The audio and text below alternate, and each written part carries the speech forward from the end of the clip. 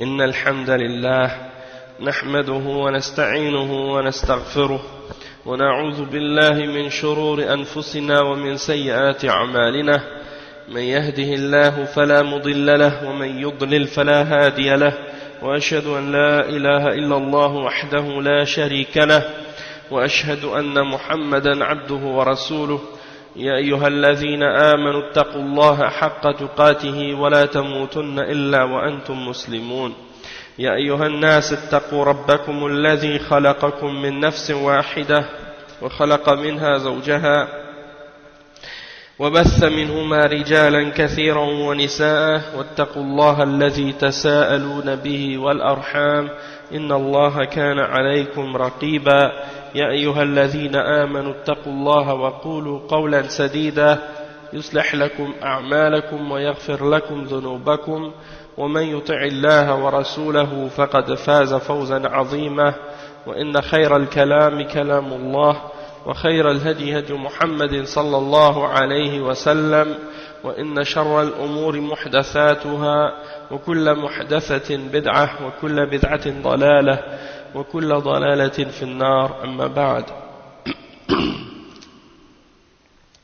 Donc aujourd'hui on va commencer le premier cours dans l'explication de certaines paroles des ulama de l'islam au sujet de la da'wa salafiyya et du fait que de se dire salafi c'est quelque chose qui est qui fait partie de l'islam, qui n'est pas étrange, c'est quelque chose qui fait partie de l'islam et qui est justifié et qui est légitime. Et non seulement ça, on va expliquer également que c'est une obligation d'être un salafi et de suivre l'islam selon la compréhension des premiers musulmans, des premiers savants de l'islam, depuis l'époque des Sahaba jusqu'à nos tabi'in, les tabi'in, ceux qui ont suivi, ceux qui ont étudié avec les Sahaba et ceux qui ont étudié avec les élèves des Sahaba par la suite, les tabi'in. Donc on va expliquer qu'est-ce que ça signifie d'être un salafi en détail et puis on va réfuter certaines des shubuhat que les gens racontent aujourd'hui au sujet de cette appellation-là. Inch'Allah, dans ce cours, qu'est-ce qu'on va faire? On va lire donc les paroles des ulama à ce sujet-là et puis on va essayer de comprendre ensemble qu'est-ce que ça signifie. Le premier texte qu'on va lire, le premier livre qu'on va lire, c'est As-Salafiyya wa Shar'iyatul Intisab ilayha, c'est-à-dire la Salafiyya et le fait que de se rattacher au Salaf et de se dire Salafi, c'est quelque chose qui est légitime, c'est quelque chose qui est légiféré par la Sharia, et c'est écrit par un des élèves de Cheikh Muqbil et un des élèves du Cheikh Muhammad Abdul Wahhab al-Wassabi, et il commence son explication par la signification du mot salaf. Qu'est-ce que ça signifie le mot salaf linguistiquement et qu'est-ce que ça veut dire également selon la signification islamique, lorsque les ulama l'utilisent, qu'est-ce que ça signifie dans ce sens-là, être un salafi.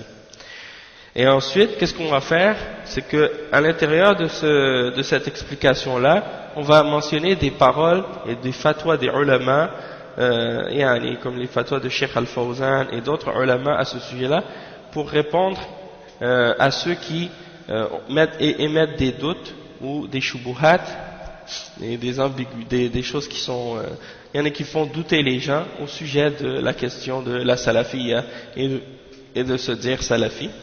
Puis on va essayer de répondre à toutes les catégories de groupes ou de catégories de shubuhat, que ce soit de la part des hizbiyin, que ce soit de la part des qutbiyin et des sururi et des takfiri, que ce soit de la part des soufis et des asha'ira et d'autres groupes de bid'a qui émettent des shubuhat ou bien qui émettent des doutes au sujet du fait de se dire salafi.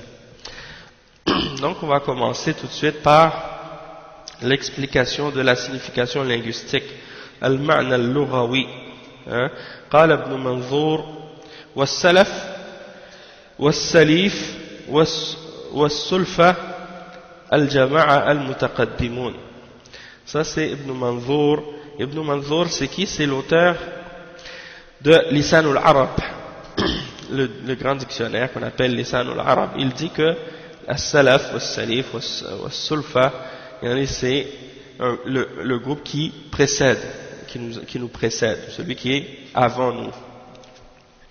قال أبو السعدات ابن الأثير وقيل سلف الإنسان من تقدم بالموت من آبائه وذوي قرابته ولهذا سمي الصدر الأول من التابعين السلف الصالح.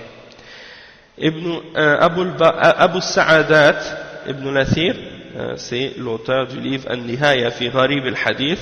C'est un livre dans lequel on explique les termes et les significations qui sont, disons, peu utilisés dans la langue arabe, mais qui sont plus difficiles à comprendre. Et donc, Ibn al-Athir, il a écrit ce livre-là dans lequel il explique différents termes, différents mots qui sont utilisés dans la sunna, dans les hadiths. Et là, il mentionne qu'on a dit qu'à propos du mot salaf, qu'est-ce que ça signifie? On a dit que c'est celui qui a précédé quelqu'un dans la mort, par la mort, parmi ses pères et parmi ses proches. Donc tout est dans tes ancêtres, ou bien ceux qui étaient là avant toi, qui ont vécu et qui sont morts avant toi, que ce soit parmi tes parents, tes pères ou tes proches. Et c'est pour ça qu'on appelle la première génération des musulmans, comme les tabi'in, on les appelle as-salaf as-salih, et ça c'est dans les paroles de Ibn al-Athir. Ensuite il dit Abdul Karim, il dit وقال عبد الكريم السمعاني السلفي بفتح السين واللام وفي آخرها الفاء هذه النسبة إلى السلف وانتحال مذهبهم. Donc le Cheikh Abdul Karim As-Sam'ani, quand il dit As-Salafi, il dit ça veut dire, il explique que c'est avec la fatha sur le sin et sur le lam, et à la fin il y a un fa, donc ça c'est l'origine ou la racine du mot, sin, lam, fa, donc il dit que ça c'est le fait de s'attribuer au salaf, et c'est-à-dire de suivre leur voie. Donc ça c'est sur le plan linguistique. Il mentionne aussi une autre parole de l'imam Abu al-Hasan ibn al-Athir al-Jazari بعد أن نقل كلام السمعاني المتقدم وعرف به جماعة. Ça c'est dans Al-Lubab fi Tahdhib al-Ansab. Il dit il y a un groupe qui sont connus par ce nom-là, as-salaf. Bon, donc ça c'est pour expliquer sur le plan linguistique qu'il y a qu'est-ce que ça signifie le mot salafi. Donc déjà sur le plan linguistique, on peut constater ou on peut considérer que c'est quelque chose qui fait qu'on s'attribue à ceux qui étaient avant nous, ceux qui nous ont précédés et nos ancêtres. Donc sur le plan linguistique, il n'y a aucun problème du fait de se dire salafi, puisque c'est de se référer à ceux qui étaient là avant nous. Maintenant, on va voir plus précisément qu'est-ce que ça peut signifier dans les paroles des ulama, comment les ulama ont défini ce terme. قال الإمام السفاريني المراد بمذهب السلف ما كان عليه الصحابة الكرام رضوان الله عليهم وأعيان التابعين لهم بإحسان وأتباعهم وأئمة الدين ممن شهد له بالإمامة وعرف وعظم شأنه في الدين وتلقى الناس كلامهم خلفا عن سلف دون من رمي ببدعة أو شهر بلقب غير مرضي مثل الخوارج والروافض والقدرية والمرجئة والجبرية والجهمية والمعتزلة والكرامية ونحو هؤلاء. Donc l'imam As-Safarini, dans son livre Lawami' al-Anwar, le volume 1 à la page 20, il dit que l'imam As-Safarini, il dit que qu'est-ce qu'on veut dire par la voie des salafs? C'est ce que les sahaba, les nobles sahaba, que Allah soit satisfait d'eux, radiyallahu anhum, wa ridwanallahi alayhim, et de même que les individus parmi les tabi'in qui les ont suivis de la meilleure façon, et ceux qui sont venus après eux qui les ont suivis aussi, parmi les imams de la religion, ceux qu'on a témoigné à leur sujet que c'était des imams dans l'islam, et on a connu leur grand apport à la religion, et que les gens ont accepté et transmis leurs paroles de génération en génération, sans qu'ils aient été accusés d'avoir fait une bid'a, ou sans qu'ils aient été connus par une appellation ou un terme qui n'est pas agréé, comme par exemple les termes comme les Khawarij, ou les Rawafid, ou les Qadariya, ou les Murji'ah, ou les Jabriya, ou les Jahmiya, ou les Mu'tazila, ou les Karramiya, et ainsi de suite. Donc tous ceux qui n'ont pas été connus par une de ces appellations-là, parmi les appellations ou parmi les termes, les étiquettes qu'on donne aux Mubtadi'a, et qui n'ont pas été accusés d'avoir commis une bid'a, donc tous ceux-là, ce sont eux nos salafs. Ça c'est la définition, parmi les exemples des définitions qui sont données par les savants, par les ulama, par les imams de l'islam. Un autre exemple, c'est un exemple de la fatwa qui a été posée, la question qui a été posée à al-Lajnat ad-Da'ima. Ma hiya as-salafiyya wa ma ra'yukum fiha? On a questionné le comité permanent des savants de l'Arabie Saoudite au sujet de la salafiyya. Qu'est-ce que c'est et quelle est votre opinion à son sujet? Ils ont répondu: as-salafiyyatu nisbatun ila as-salaf wa as-salaf hum as-sahaba. هم صحابة رسول الله صلى الله عليه وسلم وأئمة الهدى من أهل القرون الثلاثة الأولى رضي الله عنهم الذين شهد لهم رسول الله صلى الله عليه وسلم بالخير في قوله خير الناس قرني ثم الذين يلونهم ثم الذين يلونهم ثم يجيء أقوام تسبق شهادة أحدهم يمينه ويمينه شهادته. رواه أحمد في مسنده والبخاري ومسلم. والسلفيون جمع سلفي نسبة إلى السلف وقد تقدم معناه وهم الذين ساروا على منهاج السلف من اتباع الكتاب والسنة والدعوة إليهما والعمل بهما فكانوا بذلك أهل السنة والجماعة. Donc le cheikh explique les ulama qui ont répondu à cette question-là dans Al-Lajnat ad-Da'ima, dans les fatwas qui sont émis par Al-Lajnat ad-Da'ima, c'est la fatwa numéro 1361, dans le volume 2 à la page 165-166, ils disent, lorsqu'ils ont été questionnés au sujet de la salafiyya et qu'est-ce que c'était, ils ont dit que la salafiyya c'est quelque chose qui s'attribue au salaf, c'est-à-dire de s'attribuer au salaf, de dire qu'on appartient, qu'on suit les salafs. Et les salafs, ce sont qui? Ce sont les sahaba du messager, sallallahu alayhi wa sallam, et les imams de la guidance parmi les gens des 3 premiers siècles, ceux pour qui le prophète sallallahu alayhi wa sallam a fait un témoignage et qu'il a dit qu'ils sont des gens de bien. Dans sa parole qui est rapportée par l'imam Ahmed dans sa Musnad et Al-Bukhari et Muslim, il dit: les meilleures personnes ou les meilleures personnes sont ceux de ma génération, puis ceux qui la suivent, puis ceux qui la suivent, puis après viendra des gens qui feront précéder leur témoignage, qui feront précéder leur serment, ils feront leur serment avant leur témoignage, et d'autres qui feront leur témoignage qui feront leur serment avant leur témoignage et qui feront leur témoignage avant leur serment. Ensuite il dit was-salafiyoun, ils disent was-salafiyoun, les salafiyoun, qui sont-ils?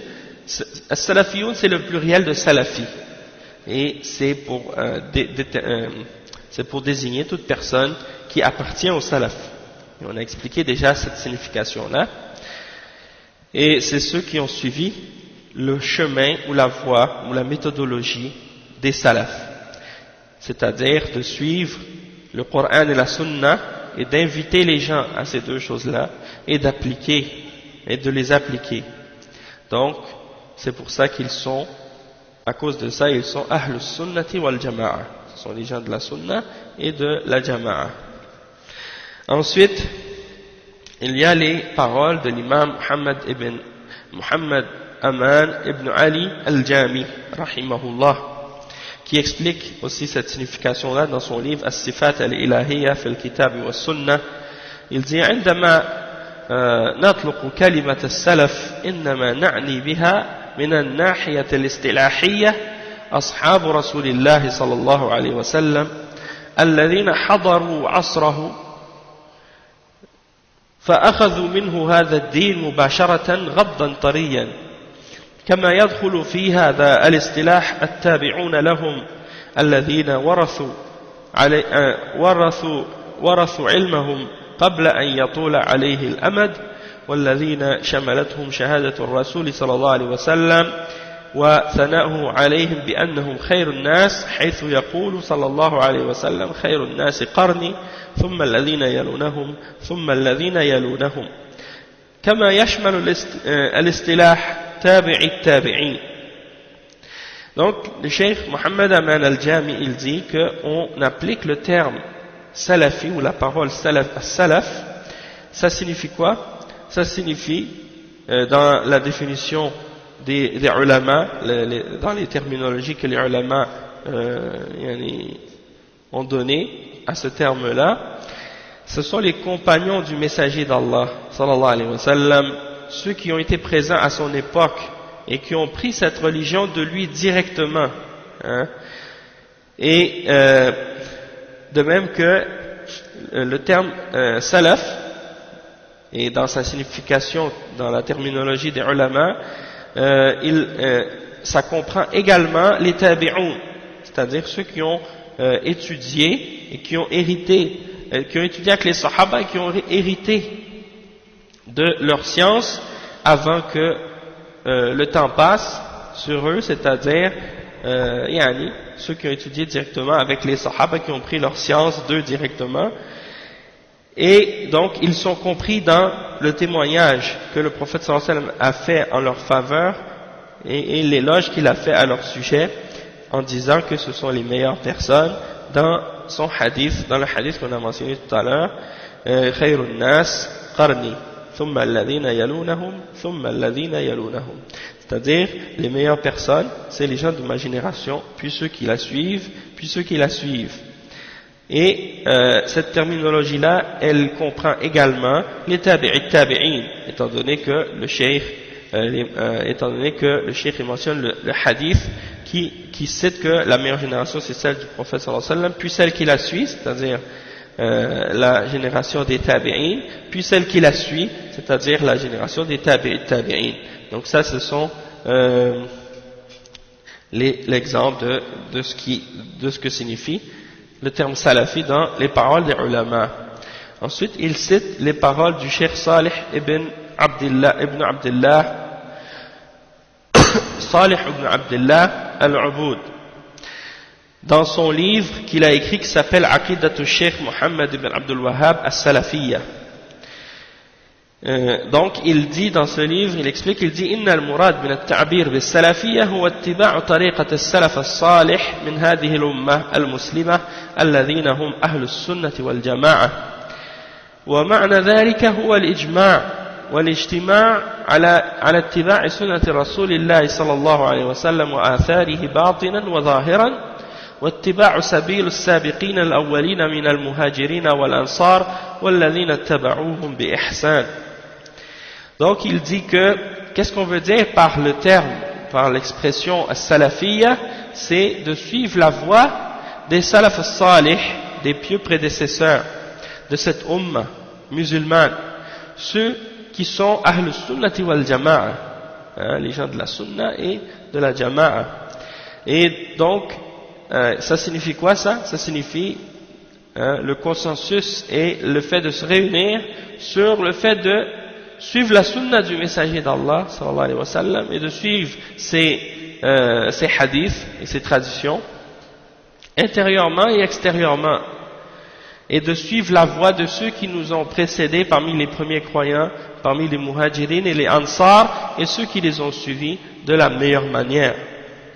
Donc ça c'est une autre citation à propos de cette signification-là. وقال الشيخ بكر أبو زيد بكر ابن عبد الله أبو زيد وإذا قيل السلف أو السلفيون أو لجادتهم السلفية فهي هنا نسبة إلى السلف الصالح جميع الصحابة رضي الله عنهم فمن تبعهم بإحسان دون من مالت بهم الأهواء بعد الصحابة رضي الله عنهم من الخلوف الذين انشقوا عن السلف الصالح باسم أو رسم وعليه فإن لفظة السلف هنا يعني السلف الصالح بدليل أن هذا اللفظ عند الإطلاق كل سالك في الاقتداء بالصحابة رضوان الله عليهم حتى ولو كان في عصرنا وهكذا على هذا كلمة أهل العلم فهي نسبة لم تنفصل لحظة واحدة عن الصدر الأول بل هي منهم وإليهم أما من خالفهم باسم أو رسم فلا وإن عاش بينهم وعاصرهم ولهذا تبرأ الصحابة رضي الله عنهم من القدرية والمرجئة.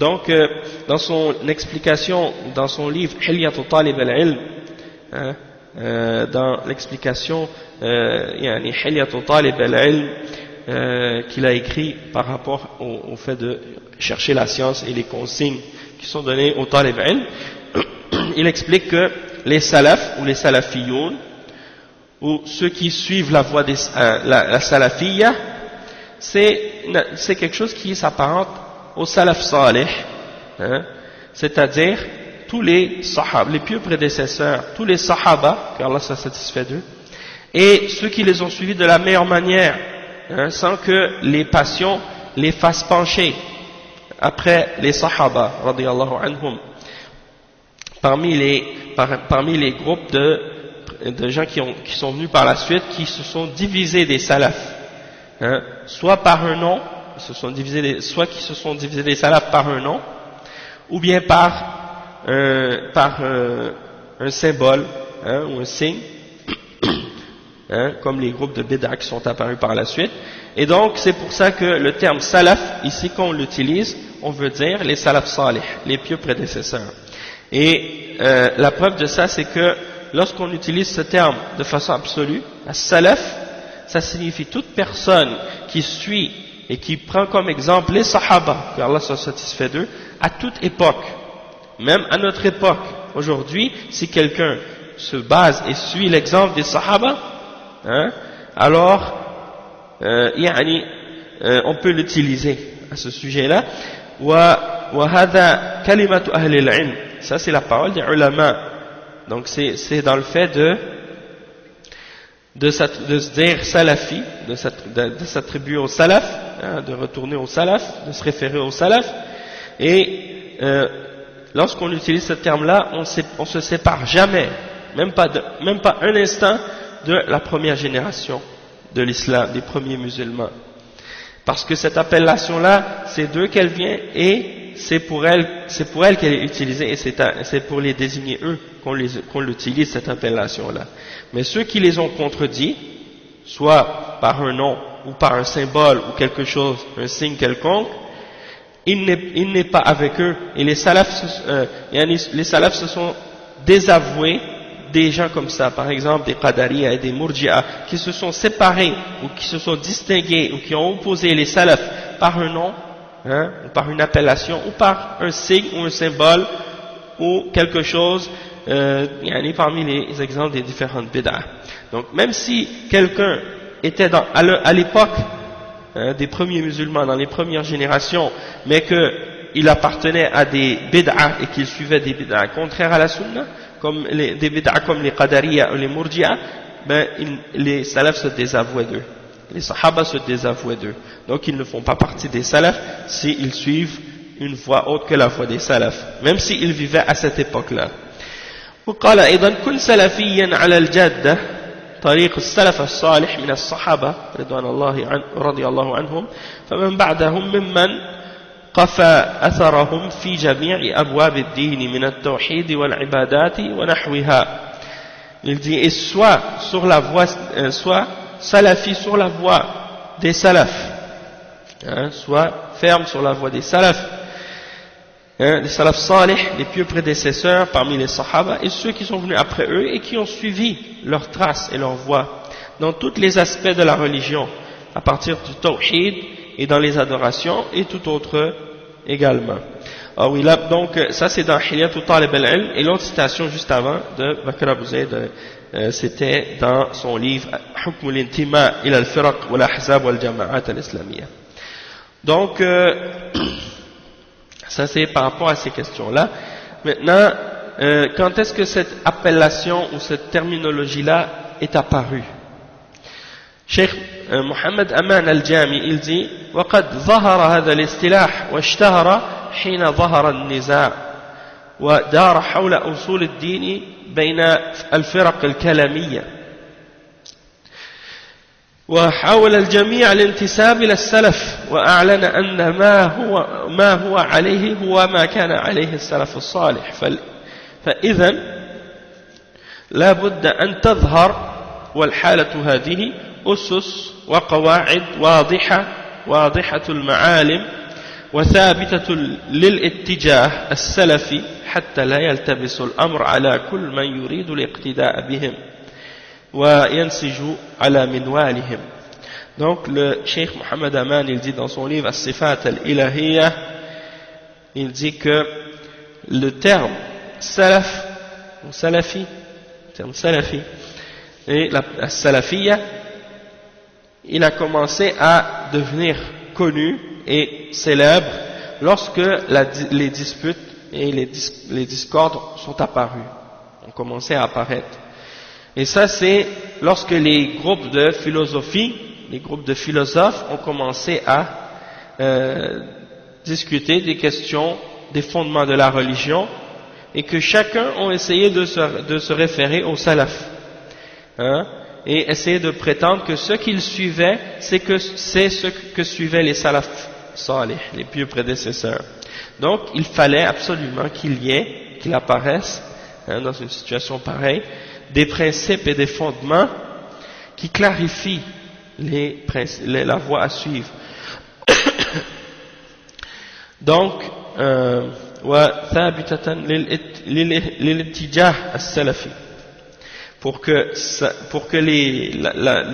pour que l'orientation salafi, l'orientation des salafs soit claire, et pour pas que les choses commencent à être confondues et mélangées pour les gens.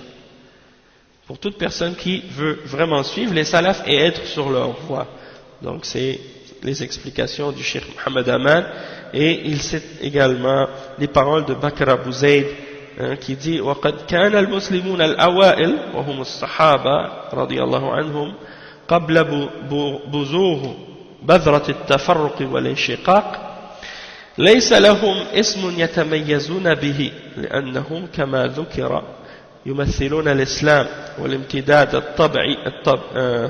الطبعي له، ولكن لما حصلت تلك الفرق الضالة التي يشملها لفظ أهل الأهواء لغلبة اتباع الهوى عليهم، ولفظ أهل البدع لاتباعهم ما هو خارج عن الدين أجنبي عنه، وأهل الشبهات لأنهم يلبسون الحق بالباطل فيشبهون به على العامة لبناء خروجهم عن السنة على مرض الشبهة الفاسدة، وقدوتهم في هذا العدو الأول إبليس لعنه الله.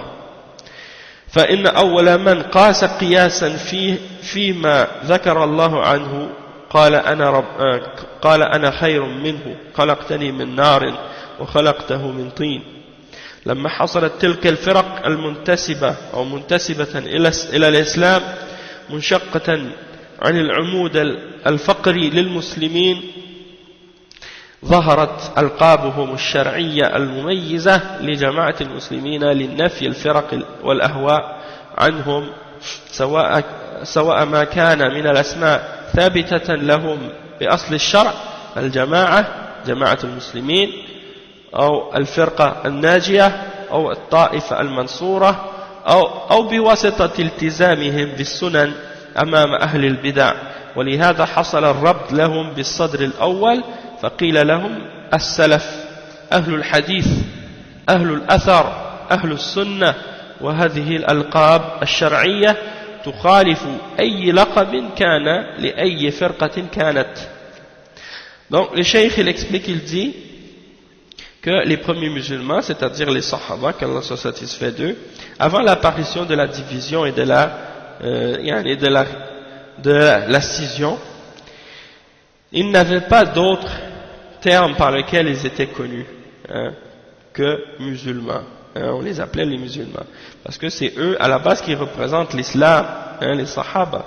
Mais lorsque les divisions sont apparues et que les sectes, les sectes d'égarement sont arrivées, et on les a appelés, ces groupes-là, ils sont compris dans les termes comme Ahlul Ahwa, les gens de la passion, on les a appelés comme ça, parce que la chose qu'on remarque le plus des gens qui sont avec eux et qui les suivent, ce sont qu'ils suivent leur passion. Ou bien l'appellation Ahlul Bid'a, les gens de la Bid'a, parce qu'ils suivent ce qui est en dehors de la religion, qui est étranger à la religion.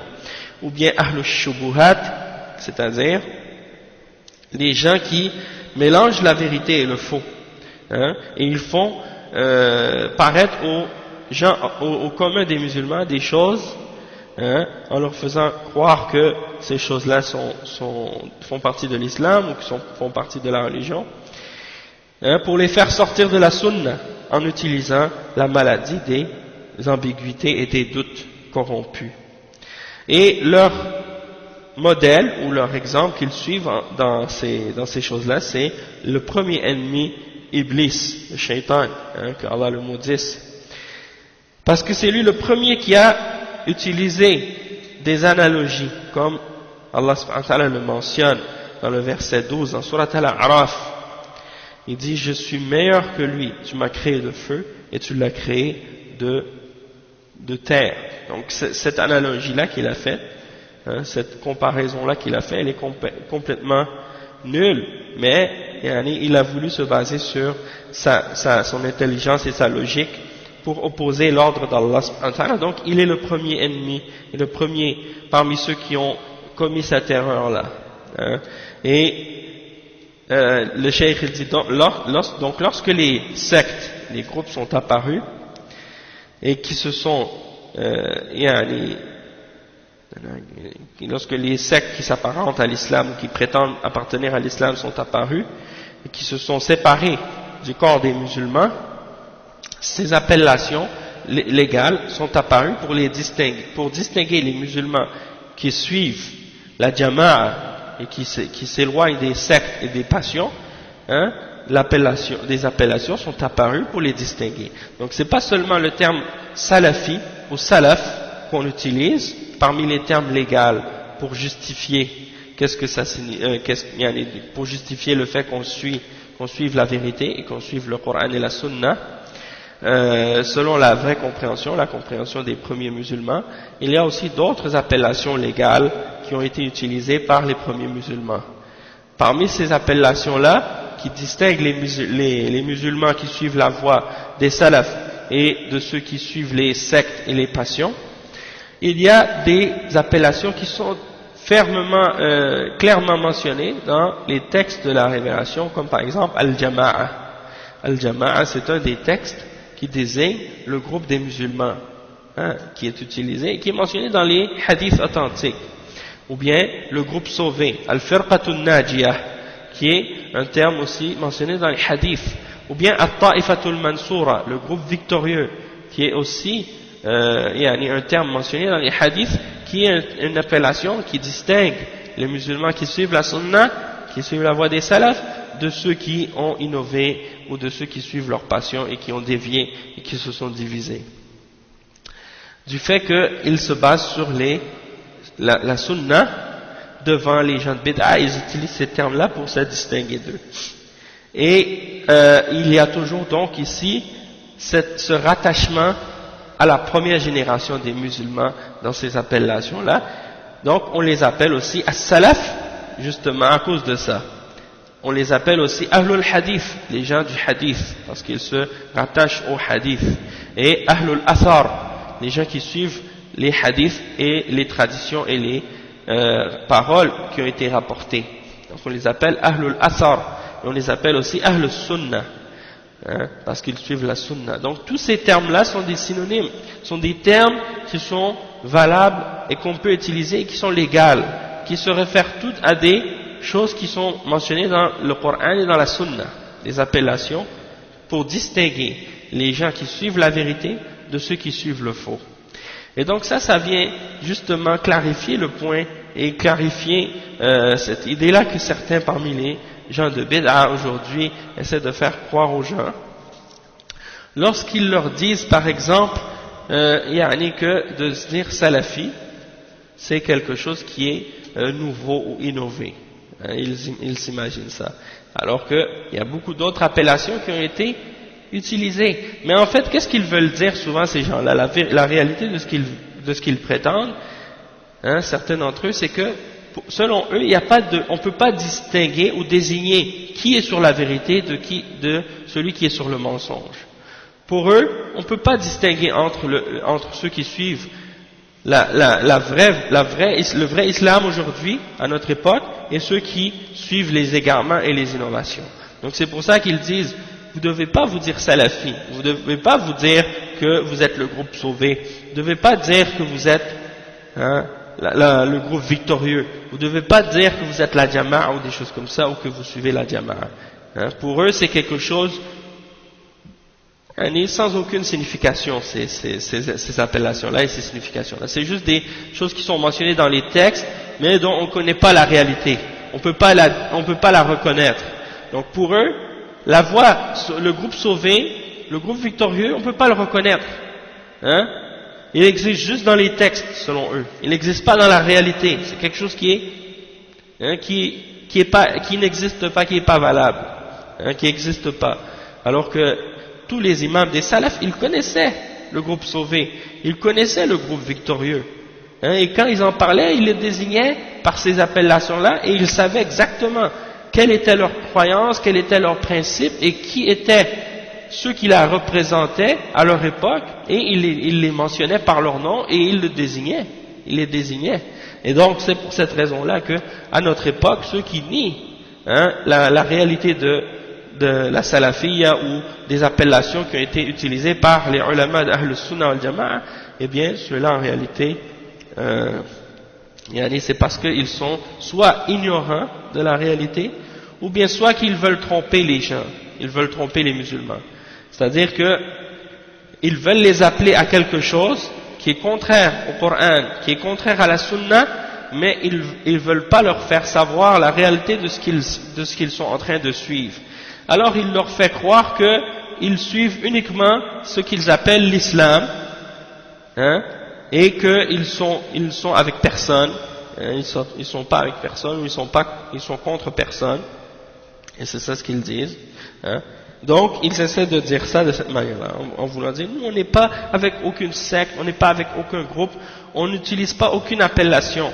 Il y en a qui disent, moi je suis juste musulman, je suis pas sunni, je suis pas chiite, je suis pas khariji, je suis pas ikhwani, je suis pas tablighi, je suis pas...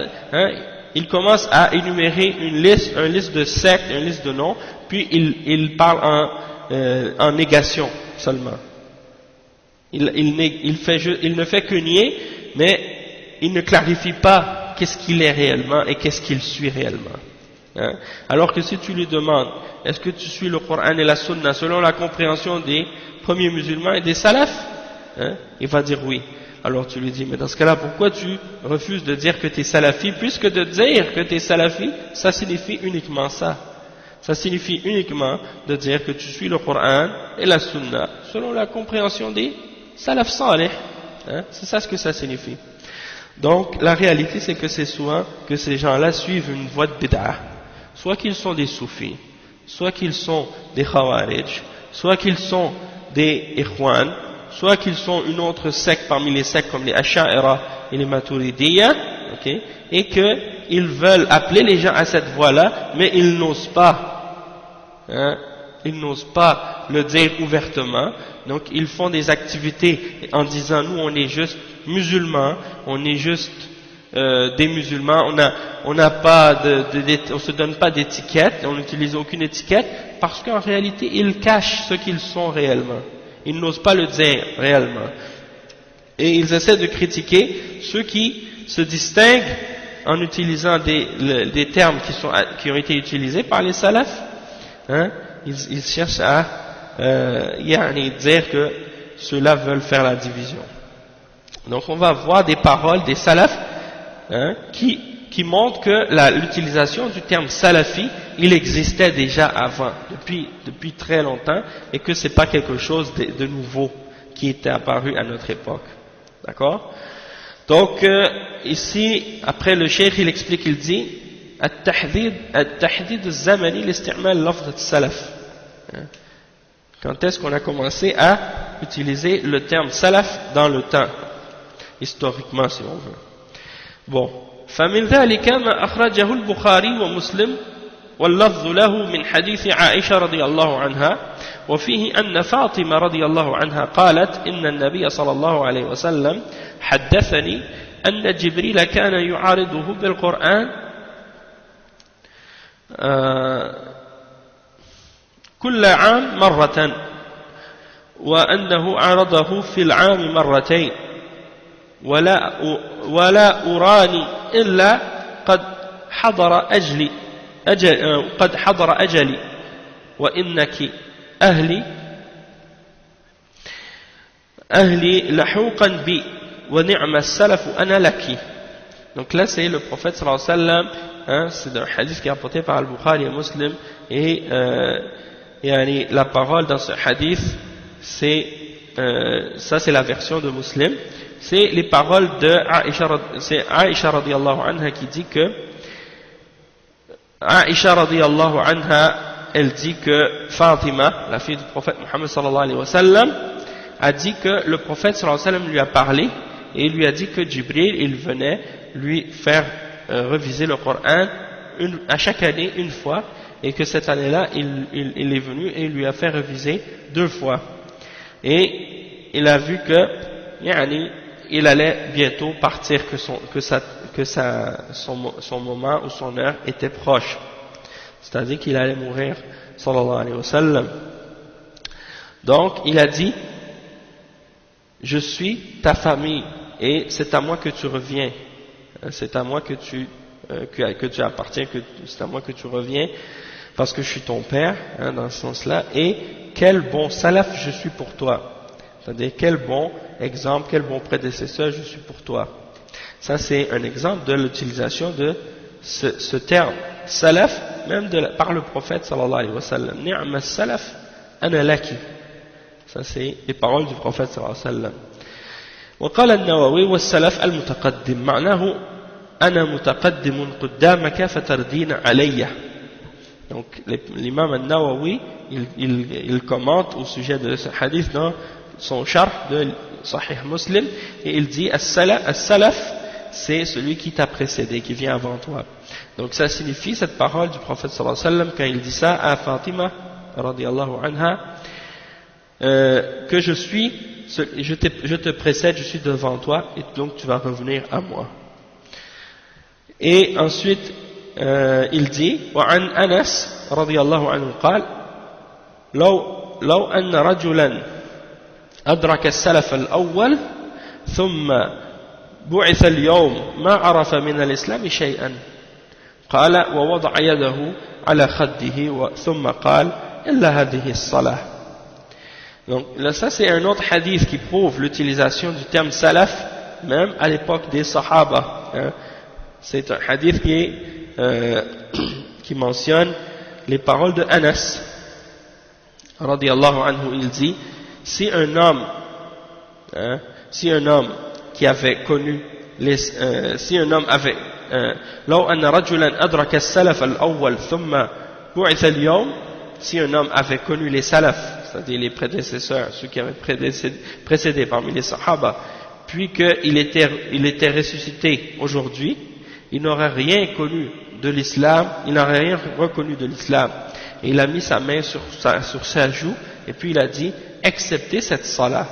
Puis il a dit ensuite, ثم قال أما والله على ذلك لمن عاش في هذه النكر ولم يدرك ذلك السلف الصالح فرأى مبتدعا يدعو إلى بدعته ورأى صاحب الدنيا يدعو إلى دنياه فعصمه الله عن ذلك وجعل قلبه يحن إلى ذلك السلف الصالح يسأل عن سبيلهم ويقتص آثارهم ويتبع سبيلهم لا يعوض أجرا عظيما وكذلك فكونوا إن شاء الله.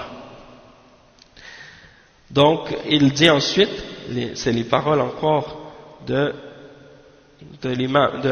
Anas radiyallahu anhu, c'est mentionné dans Al-I'tisam de l'imam al-Shatibi. Il continue sa parole, il dit donc celui qui vient dans ces périodes où il y a beaucoup de choses mauvaises et qu'il rencontre un salaf, s'il rencontre un salaf salih, les salaf salih, et qu'il en fait, il dit si quelqu'un vit dans ces périodes qui sont mauvaises et qu'il n'a pas connu, qu'il n'a pas vu, qu'il n'a pas rencontré les salaf salih, et qu'il voit un innovateur qui invite à sa bid'a, ou qu'il voit une personne qui suit la dunya et qui appelle à sa dunya, et que Allah lui en protège, et qu'il fait que son cœur soit attaché, et qu'il voit que dans son cœur il a de l'affection pour les salaf salih, et qu'il demande au sujet de leur voie, et qu'il cherche à suivre leurs paroles et leur voie, eh bien, il va avoir pour ça une grande récompense. Allah subhanahu wa ta'ala va lui donner en échange quelque chose de grand, une grande rétribution.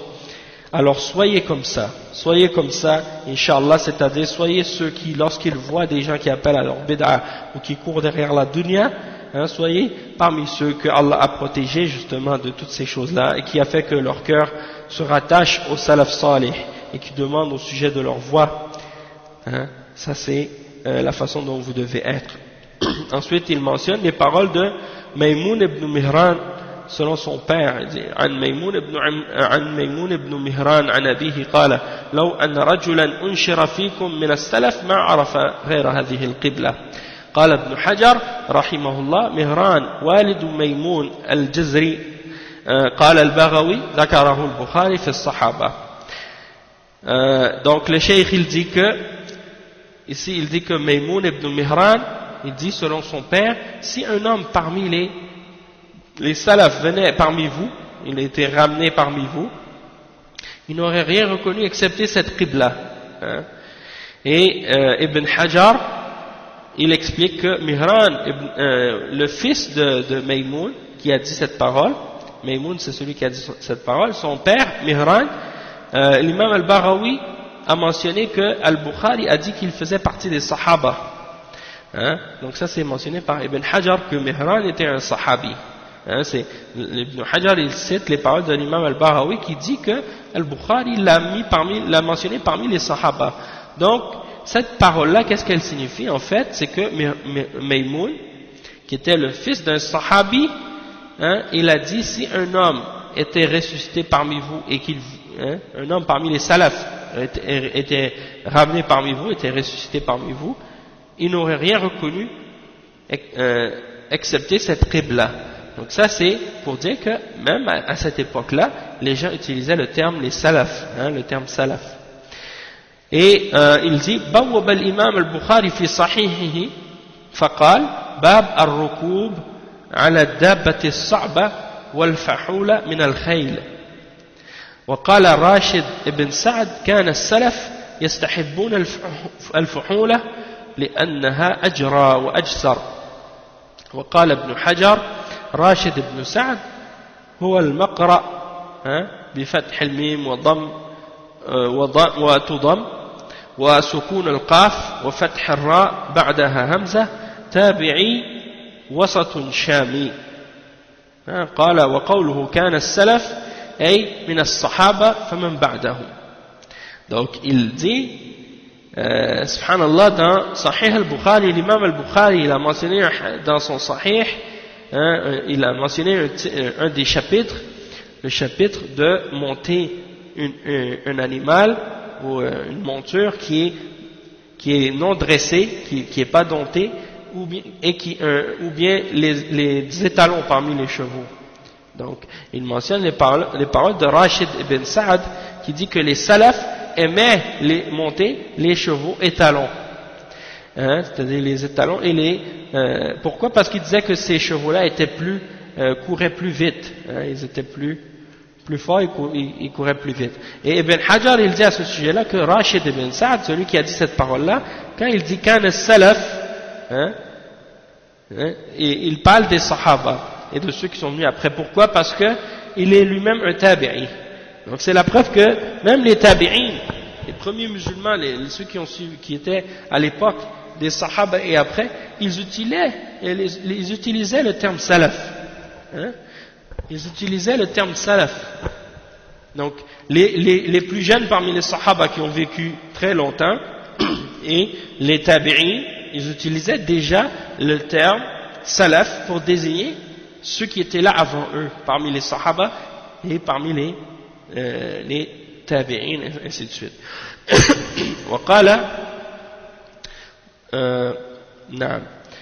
Donc il dit ensuite que Ibn Hajar a dit que quand les salaf, c'est-à-dire les salaf, en disant ça, il parle des sahaba et ceux qui sont venus après eux. Ça c'est dans Fath al-Bari. Après il dit وبوب أيضا في كتاب الأطعمة باب ما كان السلف يدخرون في بيوتهم وأسفارهم من الطعام. Qu'est-ce qu'il mentionne? Il a mis un chapitre dans son Sahih. Dans le titre de ce chapitre, c'est quoi? Ce que les salafs entreposaient dans leur maison et dans leur voyage comme nourriture. Donc ça c'est encore là la preuve de l'utilisation du terme salaf. قال الإمام أبو عمرو الأوزاعي, l'imam al-Awza'i qui est un des imams parmi les salaf, il dit اصبر نفسك على السنة وقف حيث وقف القوم وقل بما قالوا وكف عن ما كفوا واسلك سبيل سلفك الصالح فإنه يسعك ما وسعهم. C'est-à-dire que l'imam al-Awza'i il dit reste endurant sur la sunna, reste patient et endurant sur la sunna et arrête-toi là où les gens s'arrêtaient, c'est-à-dire là où les sahaba se sont arrêtés et les premiers musulmans là où ils s'arrêtaient, arrête-toi et dis ce qu'ils disent, limite-toi à ce qu'ils ont dit et arrête-toi à ce qu'ils ont pris,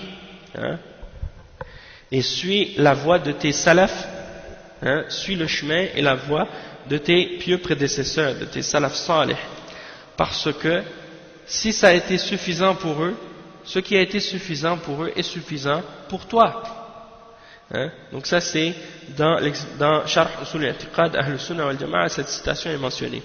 Il dit également, l'imam al-Awza'i, il dit alayka bi athari man salaf wa in rafadaka an-nas wa iyyaka wa ara' ar-rijal wa in zakhrafu laka bil qawl.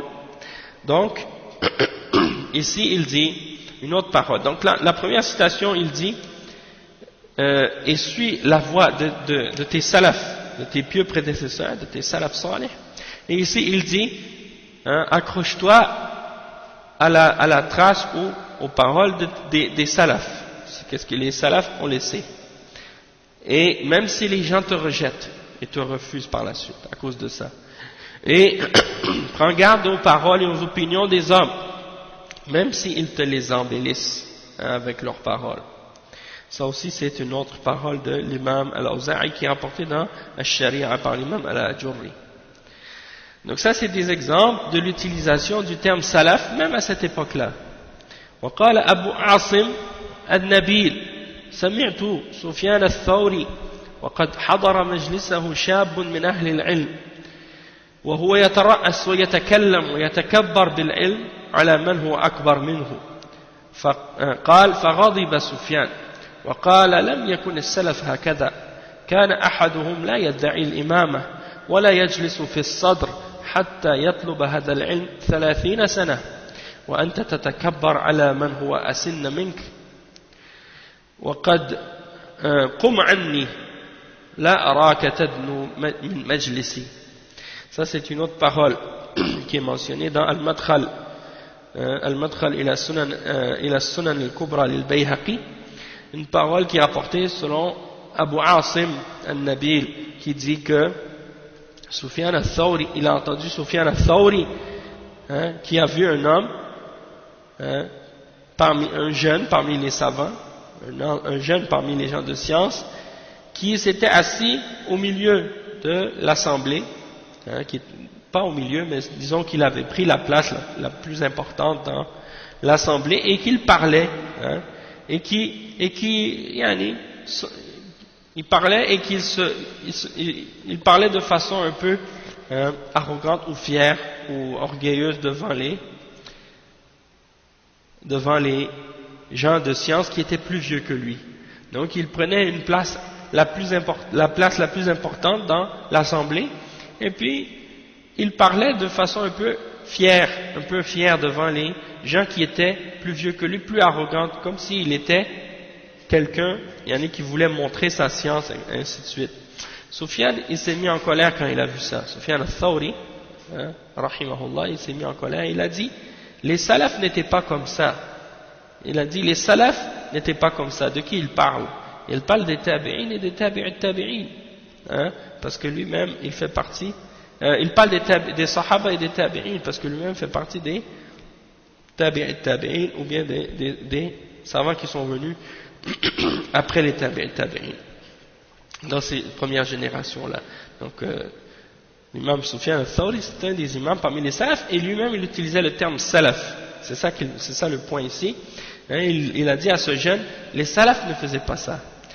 Personne d'entre eux, aucun d'entre eux ne prétendait lui-même être un guide ou être un imam dans la religion. Et il ne s'assoyait pas à la place la plus importante dans l'assemblée avant d'avoir cherché la science pendant 30 ans. Et toi, tu t'enfles d'orgueil et de fierté devant ceux qui sont plus vieux que toi. Il a dit, lève-toi, et que je ne te vois pas approcher mon assemblée ou mon assise, là où l'endroit où je donne mes cours. Donc ça, c'est l'exemple de la parole de Sufyan al-Thawri à ce sujet-là, qui utilise le terme salaf. Et la parole célèbre de l'imam Ibn Taymiyyah, Cheikh al-Islam, il dit rahimahullah dans Majmu' al-Fatawa, le volume 4 à la page 149, لا عيب على من أظهر مذهب السلف وانتسب إليه واعتز إليه بل يجب قبول ذلك منه بالاتفاق فإن مذهب السلف لا يكون إلا حقا. Donc Ibn Taymiyyah il dit ici, il n'y a aucun mal, aucun blâme à celui qui montre la voie des salafs, qui montre qu'il appartient à la voie des salafs et qu'il suit la voie des salafs. Soit qu'il dit par exemple je suis salafi, ou bien qu'il dit par exemple je suis la voie des salafs, il n'y a aucun mal là-dedans.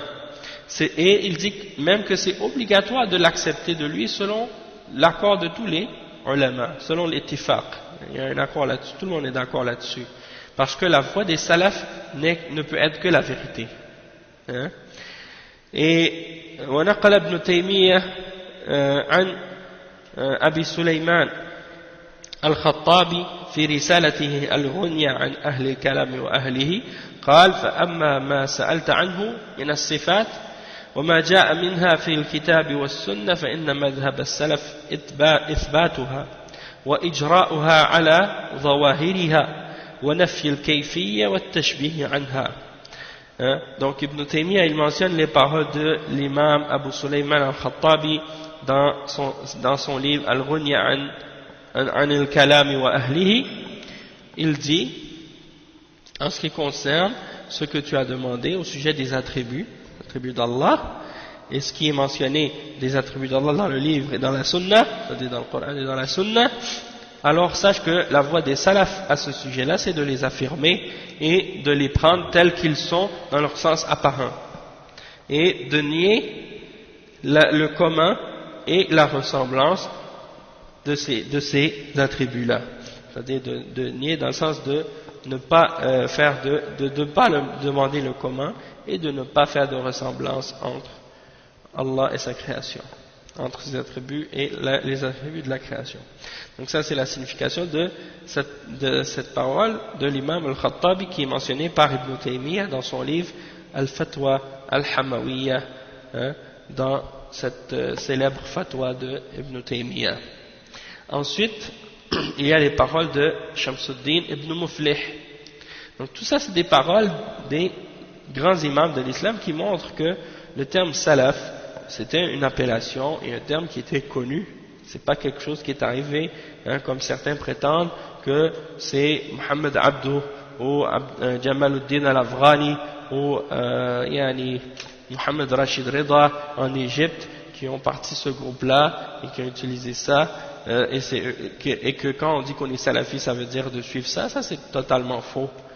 Déjà eux, leur voie était pas la voie des salafs.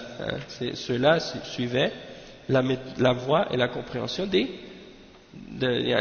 ceux qui placent leur raison, leur intelligence devant les textes, comme les Mu'tazila. Et ils avaient aussi beaucoup d'autres problèmes aussi dans certains aspects de leur manhaj, de leur aqidah. Donc il y a beaucoup d'ulama qui ont parlé de ces gens-là aussi. Sans oublier que ça a été mentionné même avec preuve que Jamaluddin al-Afghani était un franc-maçon, de même que Mohamed Abdou était des francs-maçons. Et Mohamed Abdou c'est l'élève de al-Afghani et c'était Mohamed Abdou c'était lui que les Anglais avaient placé comme mufti de Al-Azhar à l'époque de la colonisation anglaise. Et c'est pour ça que justement c'est pas surprenant dans ce sens-là qu'ils avaient beaucoup de problèmes dans leur compréhension de l'islam ou dans certains aspects qu'ils avaient de l'islam. Donc d'attribuer la salafia à ceux-là et de dire que c'est eux qui ont commencé le groupe ou il y en a ceux qu'on appelle les salafis ou la salafia, ça c'est un mensonge. Et ça on retrouve ça souvent dans les paroles des orientalistes, des soi-disant islamologues, ceux qui prétendent suivre, étudier l'islam soit parmi les kuffars, soit parmi les intellectuels musulmans qui n'ont pas étudié l'islam avec les ulama de l'islam, qui étudient l'islam dans les universités des kuffars ou bien chez les kuffars en général. Ensuite, il y a une autre parole de l'imam Ibn Muflih, Shamsuddin Ibn Muflih, rahimahullah. Il dit dans son livre Al-Adab al-Shar'iyya, Faslun fi raddi jawab al-kitab wa uslub al-salaf fi al-mukatabati kas-salam. Donc il mentionne un des chapitres dans son livre et il dit que ce chapitre s'intitule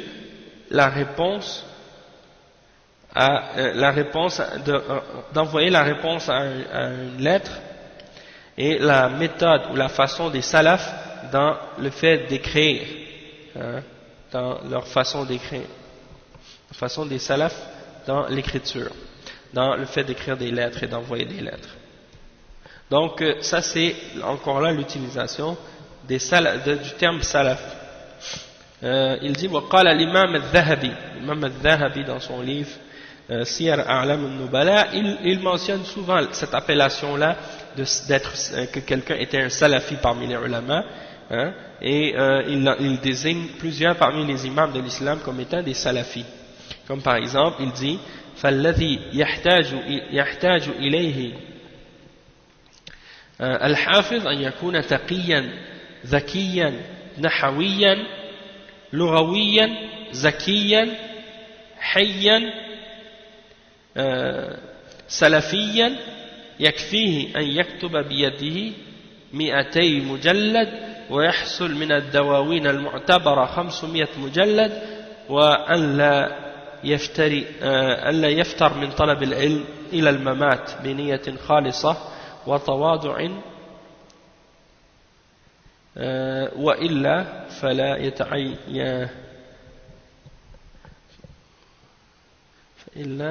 non. En tout cas, ici, ça c'est dans Siyar A'lam al-Nubala, le volume 13 à la page 380. Il dit donc, en décrivant les caractéristiques que doivent posséder celui qui est hafiz, celui qui est un mémorisateur ou une personne qu'on appelle hafiz parce qu'il préserve la religion, il doit être taqi, il doit avoir taqwa, il doit être zaki, il doit être intelligent, il doit posséder la connaissance de la grammaire et de la langue arabe, il doit être zakiyan, c'est-à-dire il doit être pur, il doit être hayyan, il doit avoir de la timidité, de la pudeur, et il doit être salafiyan, il doit être salafi. Donc ensuite il mentionne d'autres caractéristiques parmi les livres qu'il a écrit, ou le nombre de livres qu'il a lus ou qu'il a écrit, ou des choses comme ça. Donc, et qu'il doit rechercher la science jusqu'à la mort et être sincère dans son intention et être humble, etc. Donc ça c'est des exemples qui mentionnent l'utilisation du terme salafi déjà par l'imam al-Dhahabi au sujet des imams qui ont précédé. وقال أيضا وصح عن الدارقطني أنه قال ما شيء أبغض إلي من علم الكلام قلت أي الذهبي لم يدخل الرجل أبدا في علم الكلام ولا الجدال ولا خاض في ذلك بل كان سلفيا. Donc on voit ici encore une fois les paroles de l'imam al-Dhahabi quand il parle de l'imam al-Daraqutni qui est un des imams parmi les imams des salaf, un des grands savants de hadith. Il dit que l'imam al-Daraqutni, ça a été rapporté authentiquement à son sujet qu'il a dit il n'y a rien de plus détestable à mes yeux il n'y a rien qui est plus détestable pour moi que la philosophie ou ilm al-kalam, ceux qui parlent de Dieu ou de la religion en se basant juste sur la logique grecque ou bien les principes de la philosophie grecque. Et il mentionne al-Dhahabi par la suite en parlant de l'imam al-Daraqutni, il dit il n'est jamais rentré dans la philosophie ni dans les disputes et les argumentations philosophiques au sujet de la religion. Il n'a jamais rentré et pataugé là-dedans, bien au contraire, il était salafi. Donc ça c'est l'exemple de l'utilisation de ce terme. Et il dit également lorsqu'il fait la biographie de Ahmad ibn Nu'ma al-Maqdisi au volume 1 à la page 43, il dit, ça c'est dans Mu'jam al-Shuyukh, il dit que فالسلفي مستفاد مع السلفي فالسلفي مستفاد مع السلفي بفتحتين وهو من كان على مذهب السلف فالسلفي, il dit on peut tirer السلفي de السلفي, c'est-à-dire celui qui suit la voie des salafs. Et il dit وقال أيضا من كان على عقيدة السلف وقال أيضا من كان دينا خيرا سلفيا وكان دينا خيرا سلفيا ومهيبا وقال أيضا وكان متواضعا سلفيا حميد الأحكام وأيضا فإن أحببت يا عبد الله الإنصاف فقف مع نصوص القرآن والسنن ثم انظر ما قاله الصحابة والتابعون وأئمة التفسير في هذه الآيات وما حكوه من مذاهب السلف. Donc ici il mentionne une série de citations encore une fois de l'imam des paroles de l'imam al-Dhahabi. Il dit à propos de différents individus, comme par exemple à propos de Ahmad. Oui, tout à l'heure c'était à propos de Abi Tahir al-Silafi, maintenant c'est à propos de Ahmad ibn Nu'ma al-Maqdisi. il a dit, il était sur la aqida des salaf. Ça c'est le volume 1 à la page 34. Tout à l'heure, j'avais dit que c'était lui, mais c'était pas lui, c'était As-Silafi. Et c'est le volume 21 à la page 6. En ce qui concerne l'autre citation, c'était dans la biographie de Muhammad ibn al-Mifdal al-Bahrani. Ça c'est dans le volume 2 à la page 280.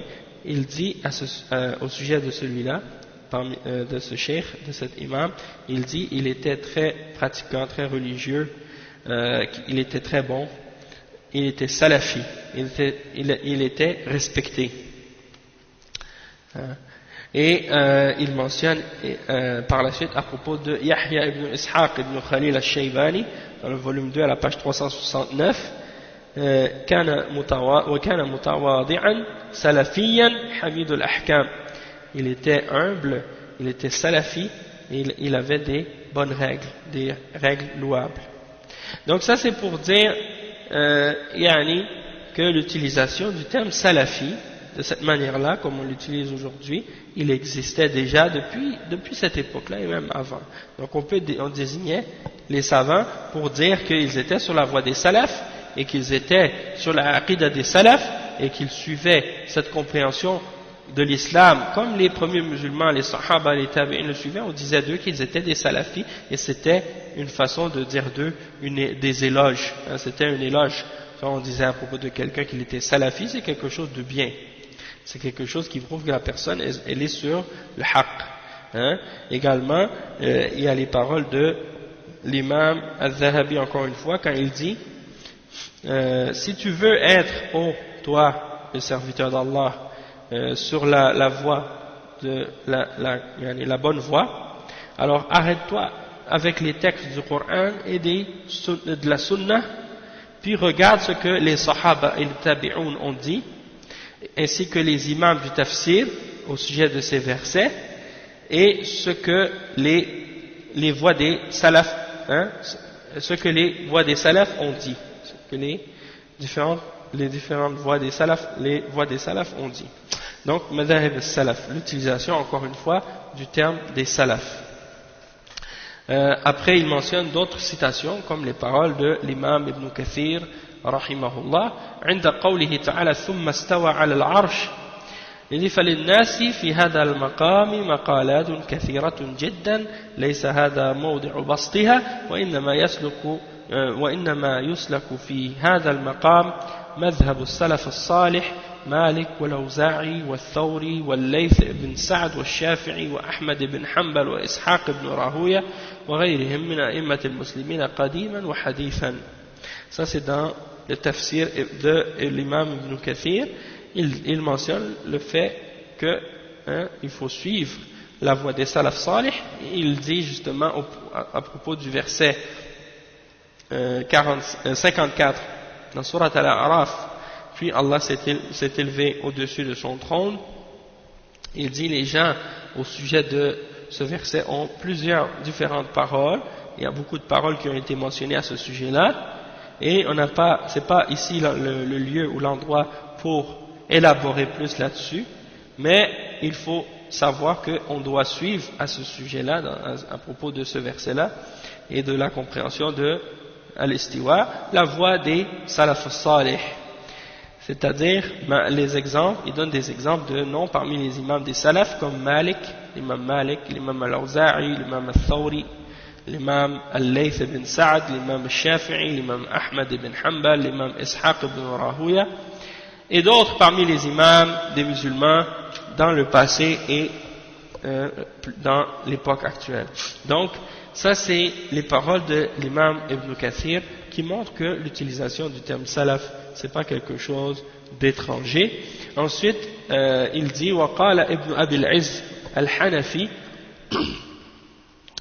dans son sharh de العقيدة الطحاوية, il dit وقد أحببت أن أشرحها سالكا طريق السلف في عباراتهم وأنسج على منوالهم متطفلا عليهم لعلي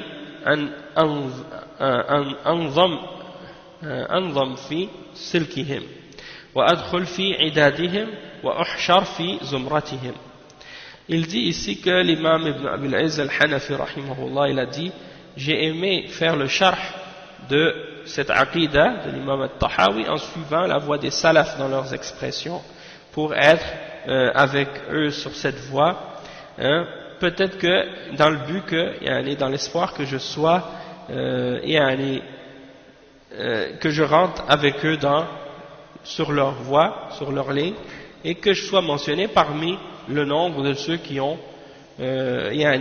justement fait l'explication de la aqidah des salafs, et que je sois ressuscité parmi eux dans leur groupe au jour de la résurrection.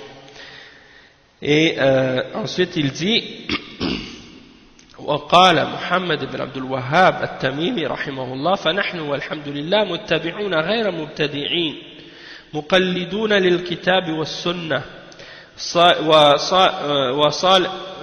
وصالح سلف الأمة على مذهب أهل السنة والجماعة والله وأمر الله ورسوله وهو أمر الله ورسوله وأمر الله ورسوله. Donc le cheikh il dit ici que l'imam Muhammad ibn Abdul Wahhab rahimahullah, il dit: nous sommes, alhamdulillah, des gens qui nous suivons et nous n'innovons pas. Nous suivons, nous nous accrochons au Coran et à la Sunna et aux pieux parmi nos prédécesseurs, aux pieux prédécesseurs de cette ummah sur la voie de Ahl Sunnati wal Jama'a, et c'est l'ordre d'Allah et de son messager sallallahu alayhi wa sallam. وقال الشيخ عبد الله ابن الشيخ محمد بن عبد الوهاب رحمه الله: مذهبنا في أصول الدين مذهب أهل السنة والجماعة وطريقتنا طريقة السلف التي هي الطريق الأسلم بل والأعلم والأحكم خلافا لمن قال طريق الخلف أعلم. Donc ça c'est mentionné dans Ad-Durar al-Saniyah, c'est Abdullah, le fils du cheikh Muhammad ibn Abdul Wahhab. Il dit: notre voie dans les fondements de la religion, c'est la voie de Ahl Sunnah wal Jama'a, et notre chemin c'est notre chemin c'est la voie des salafs, hein, qui est la voie qui est la plus sauve, la plus sécure et qui est même la plus savante et la plus intelligente, la plus parfaite, celle qui est plus correcte, la meilleure. Contrairement à celui qui dit que la voie des khalaf, la voie qui sont venus après, la voie de ceux qui sont venus après les salafs, ils disent que la voie de ceux qui sont venus après les salafs est plus savante. Donc ça c'est pour réfuter justement leurs paroles parmi les gens de bid'a, parmi les gens de kalam, et comme les Mu'tazila et les Asha'ira, ils disent que la voie des salafs elle est aslam, donc elle est plus sécure, c'est plus sécuritaire, mais la voie des khalaf, ceux qui sont venus après les salafs, ils disent qu'elle est plus savante et plus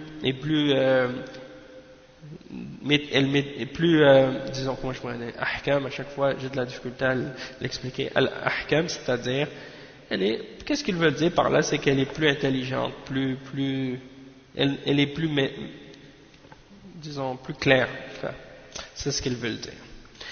وقال الإمام عبد العزيز بن عبد الرحمن آل فيصل رحمه الله: هذه هدية نهديها إليكم من كلام علماء المسلمين وبيان ما نحن ومشايخنا عليه من الطريقة المحمدية والعقيدة السلفية ليتبين لكم حقيقة ما نحن عليه وما نحن ندعو إليه ونحن وسلفنا الماضون، ونسأل الله لنا ولكم التوفيق والهداية لأقوم منهج وطريق السلام.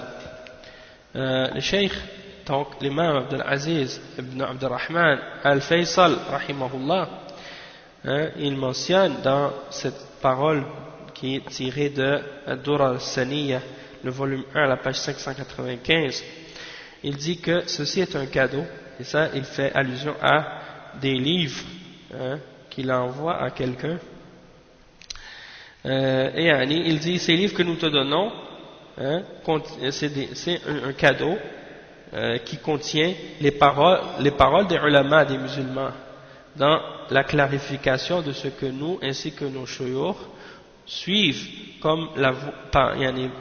suivent de la voie de Muhammad sallallahu alayhi wa sallam et de la aqidah salafiyya, l'aqidah des salafs, pour que tu puisses connaître la réalité de ce qu'ils suivent et la réalité de ce à quoi nous appelons les gens, nous ainsi que ceux parmi nos prédécesseurs qui nous ont précédés dans le passé. Et on demande à Allah pour nous et pour vous le succès et la guidance vers la meilleure voie et la voie la voie du salut et de la paix. Donc ça c'est l'exemple de cet imam qui mentionne cette parole qui dit que ça c'est la aqidah des salafs qu'ils suivent. Donc ça c'est pour expliquer, en même temps on a vu qu'on a mentionné des paroles des savants des salafs, et on a commencé depuis l'époque des sahaba. Maintenant on a commencé à avancer dans le temps jusqu'à Ibn Taymiyyah, jusqu'à des élèves de Ibn Taymiyyah, puis par la suite jusqu'à des savants des siècles passés, et jusqu'à des savants de notre époque comme maintenant, comme le Cheikh Abdul Aziz ibn Baz.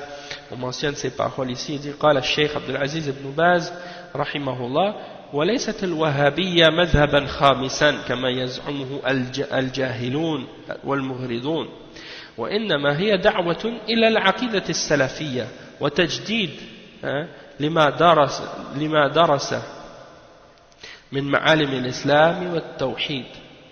وسئل أيضا عن الفرقة الناجية فقال هم السلفيون وكل من مشى على طريقة السلف الصالح. Donc on a demandé au Cheikh Abdul Aziz ibn Baz rahimahullah au sujet justement de la salafi, de la salafi ou bien de la wahhabiyya. En fait il a clarifié ce point là dans son Majmou' Fatawa, le volume 3, à la page je pense à la page 306, Allahu a'lam, parce qu'il y a une erreur ici, il y a une faute dans les pages. En tout cas, il dit Al-Wahhabiyya, comme ils nous appellent, les Wahhabites, comme ils aiment nous dire les Wahhabites, ils disent les Wahhabites, ils aiment se camoufler ou se cacher derrière le terme salafi, pour tromper les gens qui ont peu de connaissances de l'islam. Quand tu entends des choses comme ça, vraiment tu es étonné, comme si le terme salafiste était quelque chose de nouveau, ou comme si on ne pouvait pas vérifier c'était quoi la aqidah des salafs, comme si les salafs n'avaient pas clarifié leur aqidah.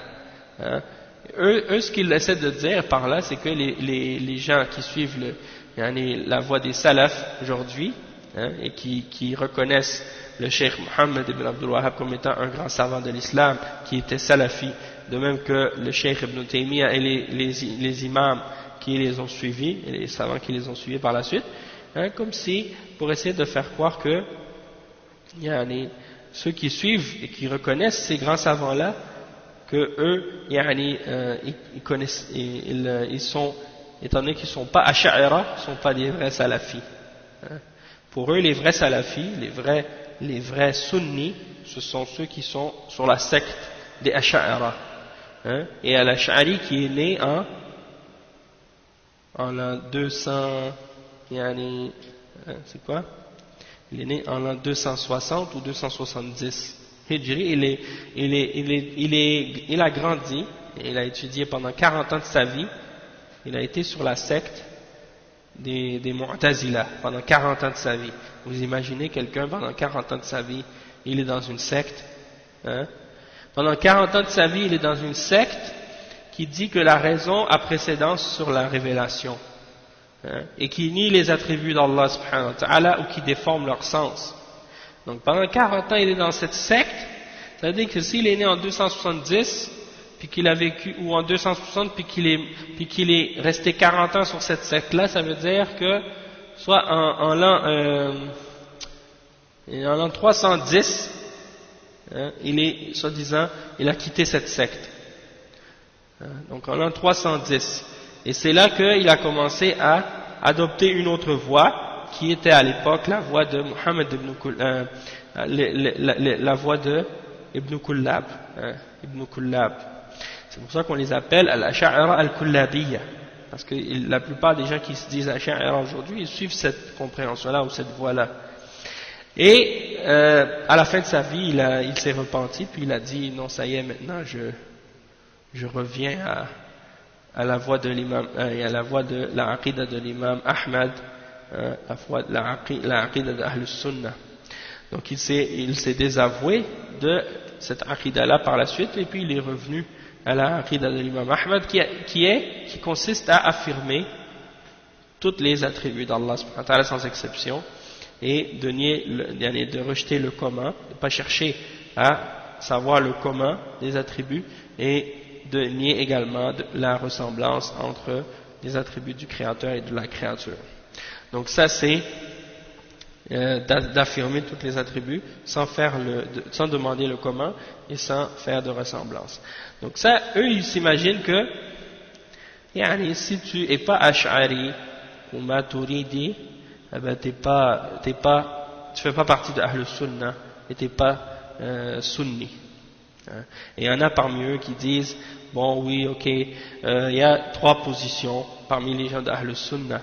Il y a les gens qui suivent la voie d'Ahlul Hadith, puis il y a les Maturidiyya, puis il y a les Asha'ira. Donc il y en a qui incluent les gens d'Ahlul Hadith, mais ils s'incluent également là-dedans. Il y en a d'autres qui disent non, il n'y a que les Asha'ira et les Maturidiyya qui sont Ahlus Sunnah wal Jama'a. Tous les autres n'ont rien à voir avec Ahlus Sunnah wal Jama'a. La réalité c'est que les Asha'ira et les Maturidiyya ne font pas partie de Ahlus Sunnati wal Jama'a.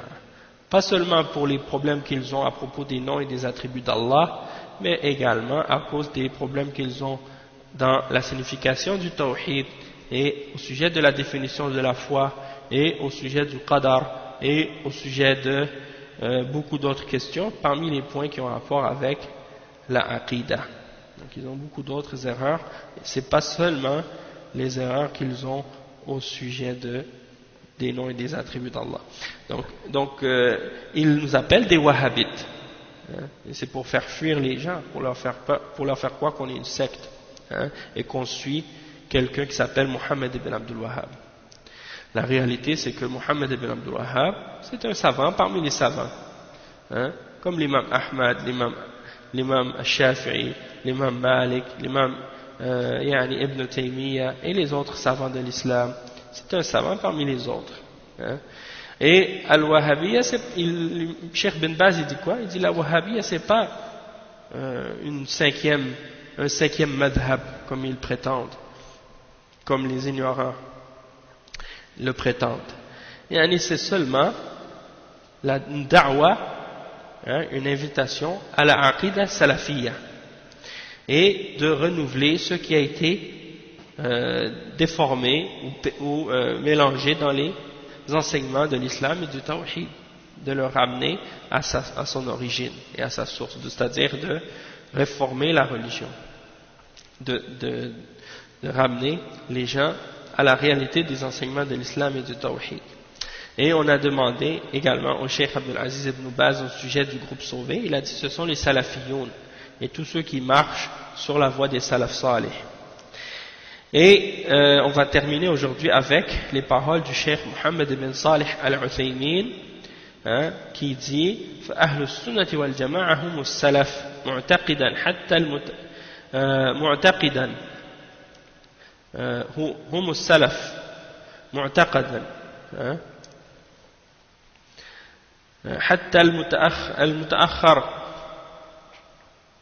المتأخر إلى يوم القيامة إذا كان على طريق النبي صلى الله عليه وسلم وأصحابه فإنه سلفي. Donc ici dans le sharh de l'Aqida al-Wasitiyya, il dit que le Cheikh Mohammed ibn Uthaymin, il dit que les gens de la Sunna et de la Jama'a, ce sont les salafs, ceux qui ont la Aqida des salafs, même s'il vient dans un temps plus loin, c'est-à-dire il vient dans un temps plus loin, c'est-à-dire jusqu'au jour de la résurrection, s'il suit la voie du prophète sallallahu alayhi wa sallam et de ses compagnons, alors c'est un salafi. Et on va s'arrêter ici. On arrive à une citation du Cheikh Salih Al-Fawzan. On va s'arrêter ici parce que demain, Inch'Allah, on va faire une lecture de cette fatwa du Cheikh Al-Fawzan qui termine cette série de paroles des ulama au sujet de la salafiyya. Puis on va mentionner d'autres fatwas également par rapport aux paroles et aux positions du Cheikh Salih Al-Fawzan à ce sujet-là. Parce que vous savez qu'il y a des hizbiyin et des gens qui ont des shubuhat au sujet de la da'wa salafiyya. Ils se disent salafi, mais en même temps ils émettent des doutes au sujet de se dire salafi. Ça c'est une chose vraiment étrange. Parmi les choses qu'on remarque à notre époque, des gens qui se disent salafi, puis qui après par la suite émettent des doutes sur le fait de se dire salafi. Et ils mentionnent des paroles de Cheikh Salih Al-Fawzan qui dit que de se dire salafi, c'est quelque chose qui est interdit parce que c'est comme si on essayait de se vanter et des choses de ce genre. Et que c'est une tazkiya ou des choses comme ça. Donc on va lire les paroles de Cheikh Al-Fawzan, différentes fatwas là-dessus, et on va voir la réalité de ce que dit le Cheikh Salih Al-Fawzan sur la question de la salafiyya. Et on va en lire du livre en question qu'on est en train d'étudier maintenant, et également des fatwas qui sont dans son livre Al-Muntaqa, dans lequel il y a dans ses recueils de fatwas. Et on va voir que la réalité de la position du Cheikh Al-Fawzan, c'est que la da'wa salafiyya c'est la vérité et que c'est ça qu'il faut suivre et qu'il n'y a pas d'autre islam qui est vrai excepté l'islam qui est venu par celui des salafis. Et après on va continuer à lire le livre, puis après on va expliquer Inch'Allah d'autres explications à ce sujet-là, au sujet du manhaj des salafs et d'autres choses de ce genre par rapport à partir des paroles des ulama. Donc on va s'arrêter ici pour aujourd'hui, Inch'Allah. Subhanakallahumma bihamdika ashhadu an la ilaha illa ant astaghfiruka wa atubu ilayh. Et on continuera donc demain, Inch'Allah, le dars. Bon, assalamu alaikum wa rahmatullahi wa barakatuh.